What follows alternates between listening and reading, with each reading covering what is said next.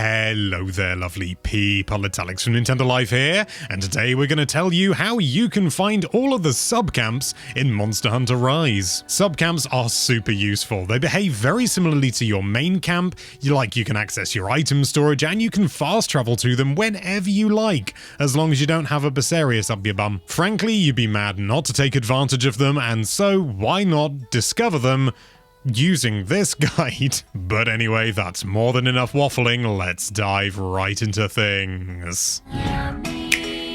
Let's start off by explaining how unlocking these things works. First of all, you'll need to actually find a subcamp in one of the maps and enter its general radius. This can be when on any kind of quest, but we'd recommend the expedition tours, as you can exit those at any time and you have no time limit. Once you've found one and then your quest is complete, it's simply a case of talking to Mr. Shopman, also known as Kagero the Merchant, and he'll explain that you found some super lovely place for a tent, but you need to do something. Complete his task, whatever it may be, more on that later, and presto! You'll have unlocked the subcamp for immediate use. Just to reiterate though, after finding a camp, you need to speak to Kagero so that he can give you the quest before you can start it. Otherwise, it won't count. So now that you know how it all works, let's take you through each one of them. First of all, in the Shrine Ruins, you'll need to whack out your wire bug and reach this location in Area 10.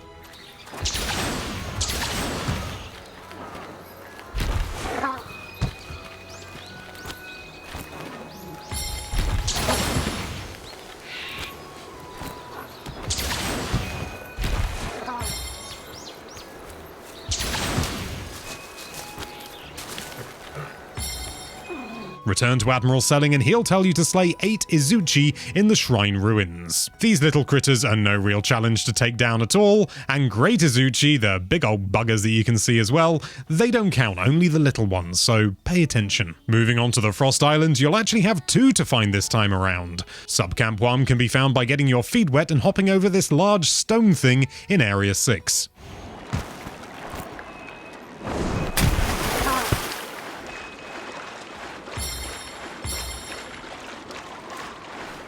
Whilst you're here, you might as well discover Subcamp 2 by slinging yourself up here after just grabbing some delicious honey in Area 8.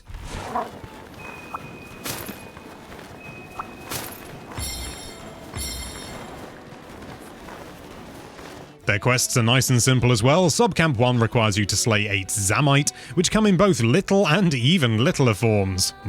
Guilt-inducing. Subcamp 2 just needs you to deliver 2 warm pelts, which can be found attached to Kelby in the Shrine Ruins and Sandy Plains counterintuitively, and 4 portions of Monster Bone S, which can be found in bone piles literally everywhere. Sliding down towards the Sandy Plains, we have another 2 camps to contend with. Subcamp 1 can be found by hopping into these ruins in Area 7,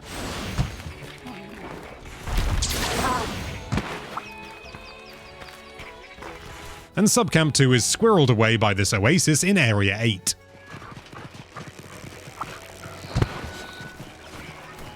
The quests are simple once again. For Subcamp 1, all you need to do is slap 8 Kestodon about the place. They're fairly common and come in 2 delicious flavors, presumably male and female, but I'm too shy to ask. Subcamp 2 merely needs a Logombi pelt, which can be found on a Logombi in the Frost Islands, and 2 servings of Monster Bone M, which can be found inside larger small monsters like the humble Rhodoplos, common in the Sandy Plains yet again. Plunging into the flooded forest, we have only a single subcamp this time. You'll find it by climbing up this big old patch of vines in Area 11, and that's easy.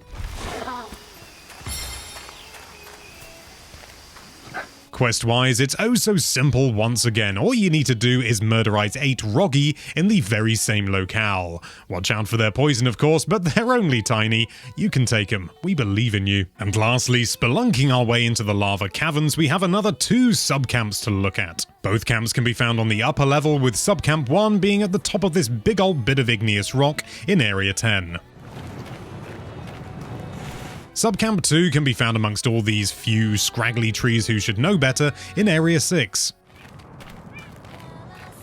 Subcamp 1 will require you to end 8 Eructor, which are also known as Long Boys, found in the same area. Subcamp 2, on the other hand, just needs some Tetranodon hide, conveniently located on Tetranodon, that can also be found in the lava caverns themselves, as well as 2 steaming lumps of Monster Bone L, which you'll get as a reward for hunting big things like the Baroth in the Sandy Plains. Complete all of these, chat to Mr. Selling Man, and, well, there you go, that's all the subcamps in the game.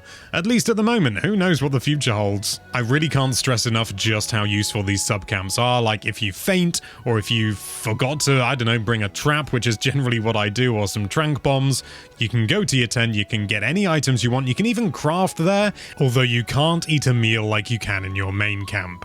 I still don't quite know how you're supposed to get dango in your main tent when none of the dango restaurants are there, but I don't know, maybe it's pocket felines. Thank you so much for watching. If you like this video, then why don't you use that wire bug to get up towards that subscribe button and maybe try and find our secret subscribe button somewhere, and be sure to check out nintendolife.com for all sorts of lovely Nintendo related content.